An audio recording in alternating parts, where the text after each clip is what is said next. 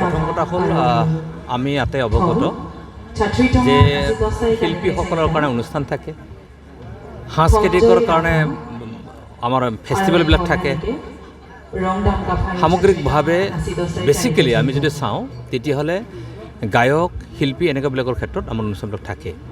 আৰু Rabha autonomous council আমি চিন্তা কৰিছোঁ কি যে যিবিলাক লোকবাদ্য আছে আমাৰ, গতিকে অট'নমাছ কাউন্সিলখন গঠন হোৱাৰ মূল উদ্দেশ্য হৈছে ইয়াত থকা ইণ্ডিজিনাছ মানুহসকলৰ কৃষ্টি সংস্কৃতি, ইয়াৰ আইডেণ্টিটি, ইয়াৰ কাষ্টমাৰিজ ল' সেইসমূহ কেনেধৰণে প্ৰিজাৰ্ভেশ্যন কৰিব পৰা যায়, কেনেধৰণে তাক সুৰক্ষিত কৰিব পৰা যায়, কেনেধৰণে ইয়াত জনগোষ্ঠীসমূহৰ মাজত ইয়াক চিৰদিন চিৰকালৰ কাৰণে ৰখাব পৰা যায়।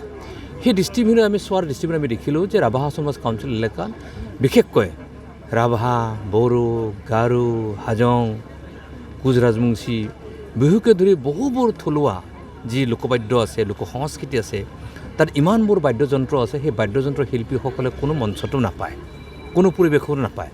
তো আমি সেইকাৰণে ৰাভা অট'নমাছ কাউন্সিলে আমি চিন্তা কৰিলোঁ যে সেই থলুৱা লোকবাদ্যৰ যিসকল শিল্পী আছে তেখেতসকলক এখন মঞ্চ দিয়া হওক। তেখেতসকলে যিবোৰ লোকবাদ্য আমাৰ মাজত সদায় প্ৰচলিত হৈ আছে, এনেকুৱা বহুবোৰ লোকবাদ্য আছে য'ত আমাৰ মাজত প্ৰচলিত হৈ থকা হেৰাবলৈ ধৰিছে, সেইসকল সংৰক্ষণ, সেইসকল শিল্পীক এটা স্বাভিমানী মনেৰে জীয়াই থাকিবৰ কাৰণে, তেখেতসকলক এখন মঞ্চ দিবৰ কাৰণে, তেখেতসকলেও যেন শিল্পী সেই স্বীকৃতি প্ৰদান কৰিবৰ কাৰণে ৰাভা অট'নমাছ কাউন্সিলে প্ৰথমবাৰৰ কাৰণে ৰাভা অট'নমাছ কাউন্সিলৰ প্ৰাংগণত আমি প্ৰয়োগ কৰিছোঁ।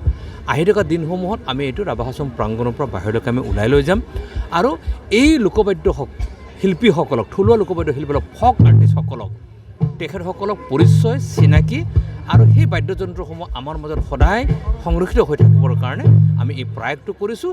আৰু তেখেতসকলৰ ৰাভা অট'নমাছ কাউন্সিলে ইয়াৰ যোগেদি এটা সন্মান আৰু স্বাভিমান বজাই ৰাখিবৰ কাৰণে আমি প্ৰয়াস কৰিছোঁ। আৰু তাৰে ফচল আজিৰ থলুৱা লোকবাদ্য সমাৰোহ 2026ৰ এই অনুষ্ঠানটো।